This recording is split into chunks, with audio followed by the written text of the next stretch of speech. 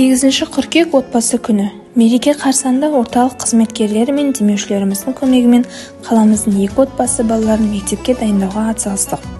Отбасы адам өміріндегі ең маңызды нәрсе. Отбасы қиналғанда қайғына, қуанғанда қуанышына ортақ болатын аяулы жандар. Отбасынан тірегі сүйіспеншілік, бірлік және сенім.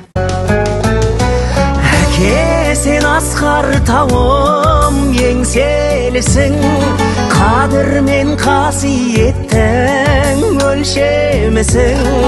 Алатаудай басыңда аласармай, адам болып келемін мен сен үшін.